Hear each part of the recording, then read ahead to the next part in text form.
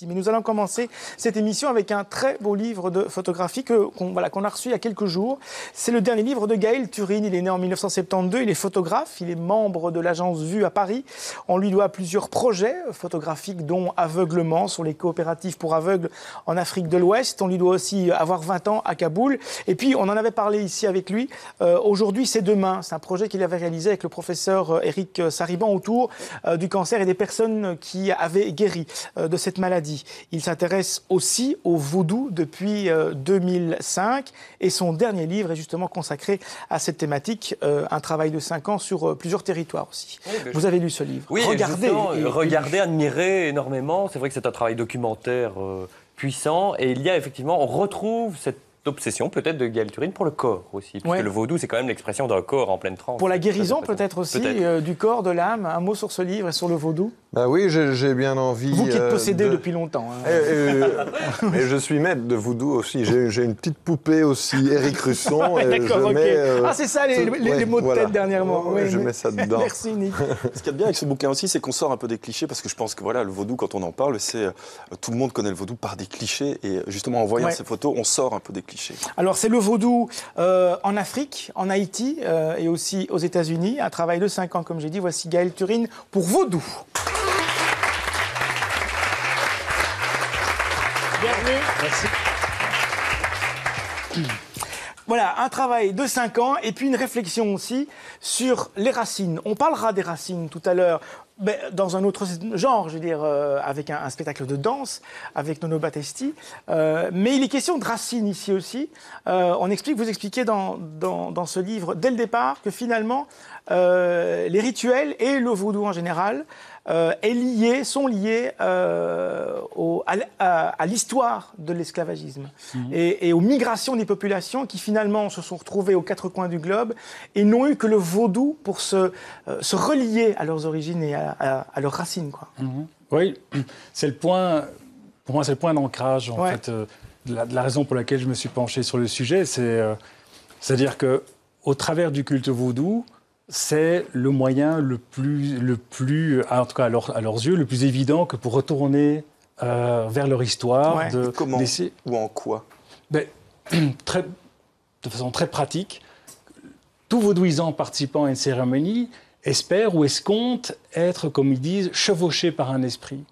Être chevauché par un esprit, c'est-à-dire qu'un des esprits du panthéon vaudou pénètre le vaudouisant, lui fait perdre la maîtrise de son corps, la maîtrise de son âme, de son esprit, et le fait voyager vers l'Afrique, la terre des ancêtres. Ce sont des rituels très impressionnants. Avec des pertes de connaissances, des sacrifices. Ce sont des rituels, comment vous pourriez les qualifier? Parce que cette possession, c'est une réelle possession. Enfin, je dirais, il y a des photos qui le prouvent. D'ailleurs, on va en voir quelques-unes, notamment dans des milieux où il y a de la boue, par exemple. Il y a des photos où on ne voit carrément plus l'être humain, qui est en effet... il y a une espèce de relation à la nature aussi qui est très forte. Et les esprits vivent dans les éléments. Alors l'eau est souvent présente, que ce soit au travers d'une grande cascade, d'une mare de boue ou dans l'océan.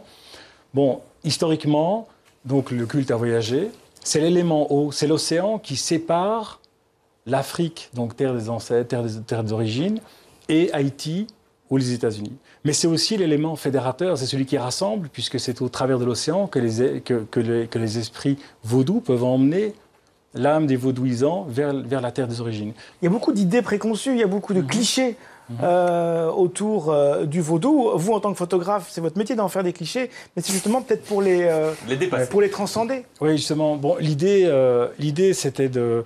Je dis ça sans prétention, mais c'était de rendre au vaudou ces qualités intrinsèques qui sont d'abord spirituelles, mystiques et religieuses. Et donc, effectivement, d'essayer de me dégager de tous ces clichés qui règnent autour du vaudou, qui sont en fait, qui se basent sur les amalgames et les confusions nées et entretenues au travers des séries Z hollywoodiennes ou articles de presse en tout genre. Par contre, il y a des aptitudes à pouvoir soigner certaines maladies, et je pense qu'ils ne se montrent pas pas plus prétentieux que ça. Ils savent très bien le type de mal et de maladie qu'ils peuvent soigner, au travers notamment de remèdes ancestraux qui se basent principalement sur les plantes médicinales. Et lesquelles, ils par ont exemple, cette quelles aptitude. Par exemple, des fortes fièvres qui seraient, par exemple, liées au paludisme, etc. Nous, voilà, on prend des traitements antipaludiens. Là-bas, les prêtres vaudous ou prêtresses vaudous peuvent guérir. C'est-à-dire guérir. La conception de la guérison n'est pas tout à fait la même que la nôtre. C'est-à-dire vous êtes mort, mais bon, vous vous sentez mieux. Sortir le patient de sa fièvre permet de dire qu'il l'a guéri, même si un mois plus tard, la fièvre revient. On n'est pas dans le même rapport au moyen au long terme de guérison. C'est un thème d'ailleurs que vous avez, je l'ai rappelé tout à l'heure, abordé dans un autre travail, Aujourd'hui c'est demain, avec le professeur Éric Sariban. J'ai l'impression que ça vous intéresse, la guérison, alors qu'elle soit d'ordre médical ou qu'elle soit d'ordre spirituel. Est-ce que c'est le cas ? Moi, je vois qu'il y a un parallèle entre ces deux travaux. Je suis en pleine thérapie, moi. Donc, non, effectivement, il y a un parallèle. Il y a des passerelles, je trouve, entre Aujourd'hui c'est demain et puis ce travail-ci. Nous sommes des prêtres vaudous, hein, on est révélateurs. Je me sens bien assis sur le canapé pour y aller. Est-ce que vous, justement, en tant que Belge, blanc, à un moment, vous avez pratiqué certaines choses et vous vous êtes dit, il se passe quelque chose en moi, alors que je n'ai pas cette culture? Non, je n'ai jamais pratiqué parce que simplement, je n'ai pas été initié, que pour pouvoir participer aux cérémonies, il faut avoir suivi un processus d'initiation qui est extrêmement clair, rigoureux, assez long, etc.